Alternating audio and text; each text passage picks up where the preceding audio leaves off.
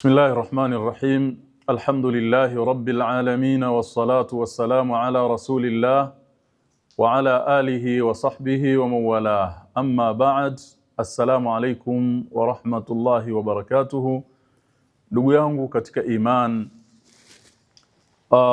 mazungumzo yetu nataka tuzungumze mwezi mtukufu wa Ramadhan ambao tayari umeingia, tayari tumeudiriki. Kwanza alhamdulillah, tunamshukuru Allah subhanahu wa ta'ala kwa neema ya kuudiriki mwezi huu mtukufu, mwezi ambao tulitamani sana Allah jalla wa ala atujalie tuweze kuudiriki tukiwa na malengo makubwa ya kunufaika nao, tukiwa na malengo makubwa ya kufanyia vizuri, kuutendea haki.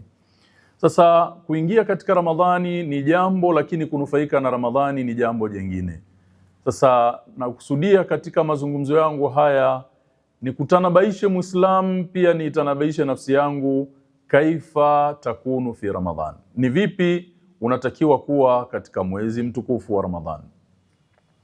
Kwanza, hii Ramadhani ndugu zangu Waislamu, yatakiwa tuelewe mwezi wa Ramadhani ni mausimul muttaqin, ni msimu wa faida kwa wale ambao ni wenye kumcha Allah subhanahu wa ta'ala. Mwezi wa Ramadhani ndiyo msimu wa kufanya biashara, matjaru salihin, ni fursa ya biashara kwa wale ambao ni wajawema.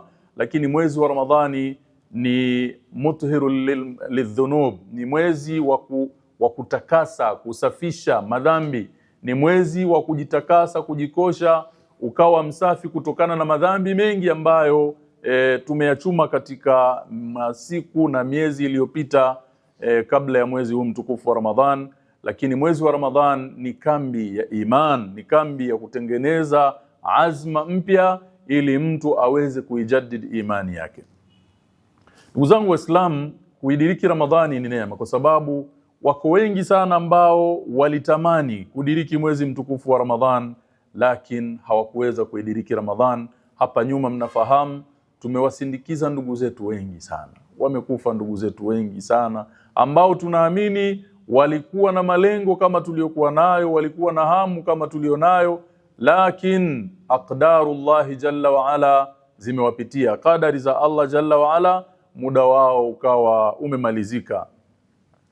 Wako wengi sana vile vile ambao walitamani kujikurubisha kwa ibada na taa mbalimbali ndani ya mwezi mtukufu wa Ramadhan, lakini hawakuweza kupata fursa ya kuongeza chochote katika matendo yao mema. Hivyo mimi na wewe ambaye Allah jalla wala ametuchagua tumeidiriki Ramadhan, hebu tuionyeshe Ramadhan, hebu tumuonyeshe Allah hasa kwamba tulikuwa tunaitaka Ramadhan.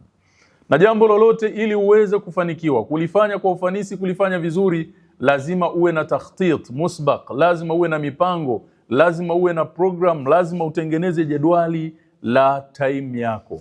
Sote tunafahamu kwamba muda ndio rasilimali, muda ndiyo mtaji. Kwa hiyo muda huu wa masaa 24 ambayo yanatengeneza siku moja, lazima uwe umeipangilia siku yako vizuri. Unafanya nini, wakati gani, kwa utaratibu gani? Ukiweka ratiba kama hiyo, naamini utanufaika na Ramadhani. Na mimi hapa ndugu yangu katika iman na kusudia kukupa jadwal muqtarah, jedwali ambalo mimi nalipendekeza. Lau kama unaweza ukailazimisha nafsi yako kuendana nalo, utajikuta umenufaika kiasi kikubwa sana ndani ya mwezi mtukufu wa Ramadhan. Moja ya mambo yatakusaidia ndani ya mwezi mtukufu wa Ramadhani kunufaika, an-naumul mubakkir.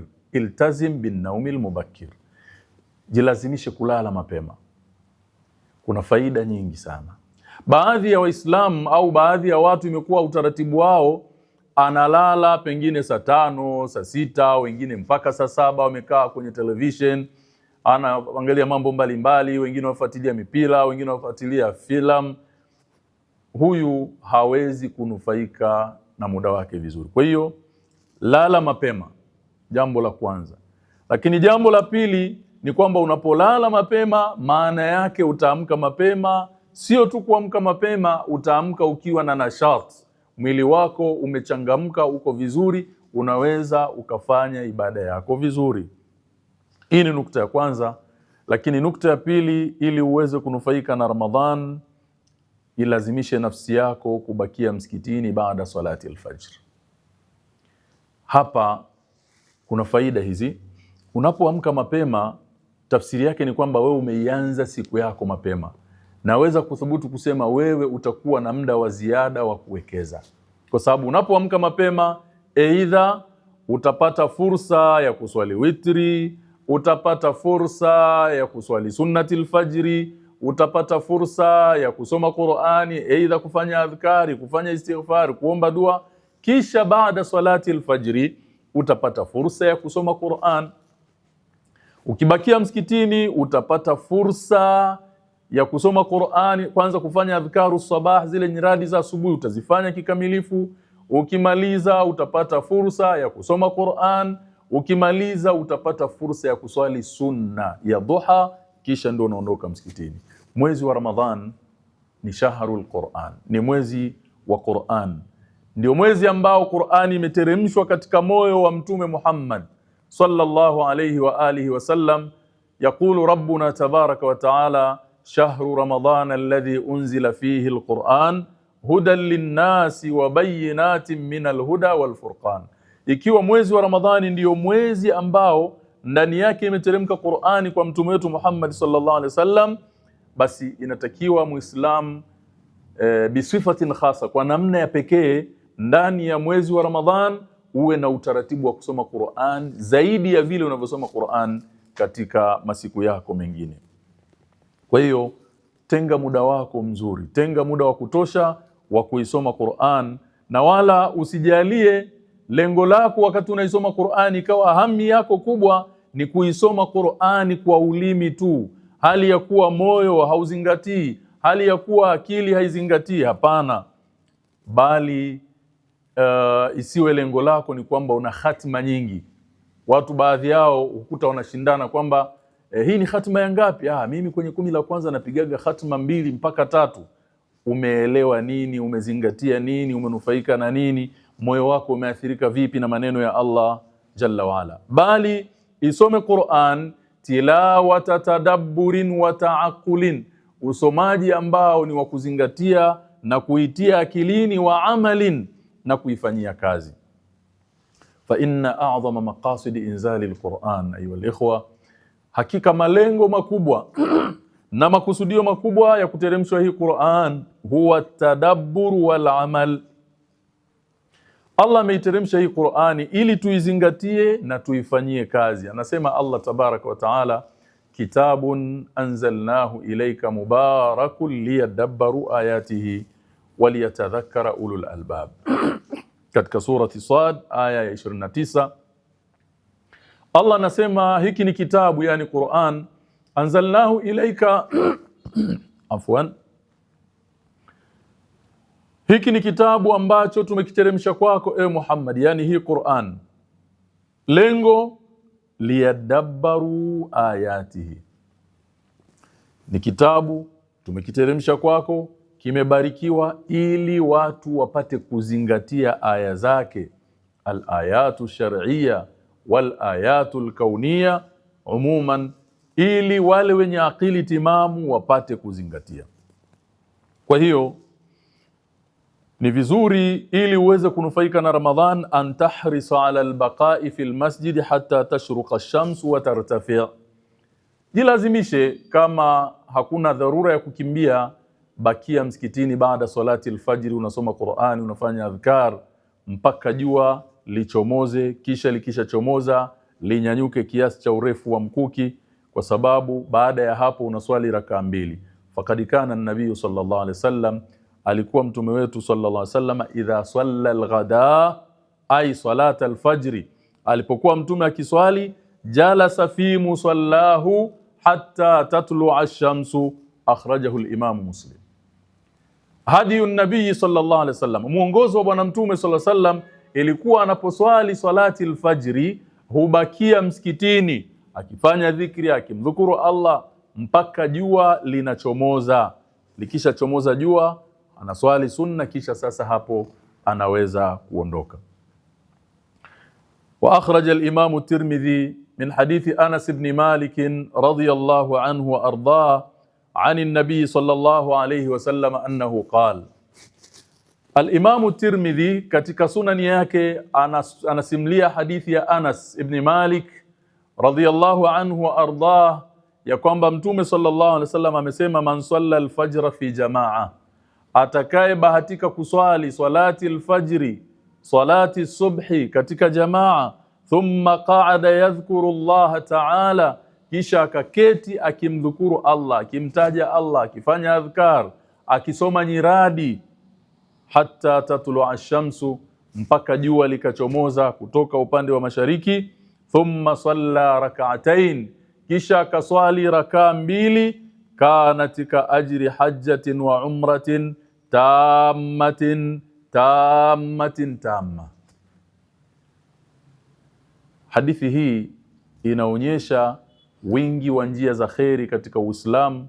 Hadithi hii inaonyesha fursa nyingi alizotupa Allah Jalla wa Ala, ambazo sisi hatuzizingatii, zinatupita tu hivi hivi. Tunasema atakaye swali salati al-fajri katika jamaa, baada ya salati al-fajri akabakia msikitini, anamdhukuru na kumtaja Allah Jalla wa Ala mpaka jua likachomoza likainuka kidogo kiasi cha urefu wa mkuki, kisha akaswali rakaa mbili, malipo anayoyapata ni kama malipo ya hija na umra zilizotimia. Mara tatu Mtume sallallahu alaihi wasallam anazungumza maneno haya mimbabi taakidi, katika kutilia msisitizo na mkazo. Kwa hiyo ndugu yangu katika iman, hii ni fursa ya kwanza ya kuutumia vizuri muda wako. Lakini ili unufaike na mwezi mtukufu wa Ramadhan, ihris ala adai salati tarawih bil khushu'i fil masjid. Nukta nyingine inayoweza kukupa manufaa ukanufaika na Ramadhan, hakikisha haupitwi na swala ya tarawih. Ndugu zangu, tarawih inakuja mara moja tu kwa mwaka. Ni swala ambayo inapatikana mwezi mmoja tu katika miezi 12. Alafu ni swala ambayo muda wake ni mchache tu, lakini kuna baadhi ya Waislamu walishaziseti akili zao kwamba hii tarawih sio ya lazima. Kwa hiyo sio lazima, kwani usiposali unapata dhambi. Sawa, haupati dhambi, lakini unapata hasara kubwa sana.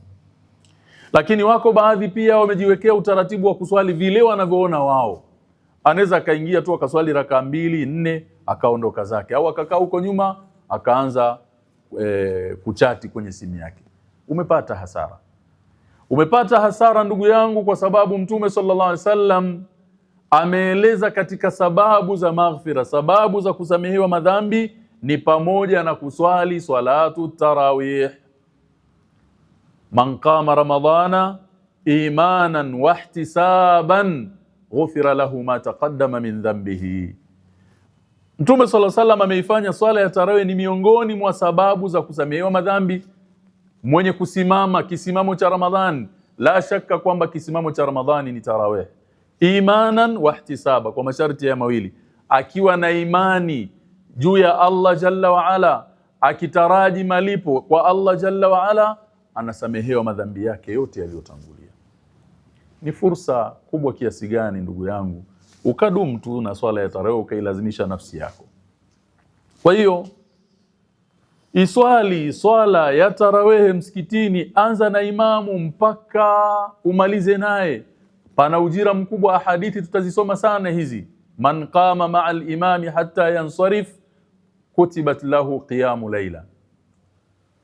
Anayeswali pamoja na imamu, kaanza naye mpaka imamu akamaliza, wakamaliza pamoja, na kumaliza pamoja ndio mpaka akaswali witri, akatoa salamu, mmemaliza naye, kinachopatikana unaandikiwa thawabu za kisimamo cha usiku mzima. Tena kisimamo chenyewe ndani ya Ramadhan, masiku yaliyokuwa bora. Ni kiasi gani tunapoteza? Tazameni ni kiasi gani tunapoteza kwa sababu ya uvivu, kwa sababu ya kutokujua thamani ya masiku yenyewe tulionayo. Unaswali na imamu masaa 2, alafu unaandikiwa ulisimama masaa 12 ya usiku wote. Subhanallah. Allah ni mkarimu. Kwa hiyo ihris, pupia kuswali swala ya tarawih kwa khushui nyuma ya imamu ndani ya msikiti.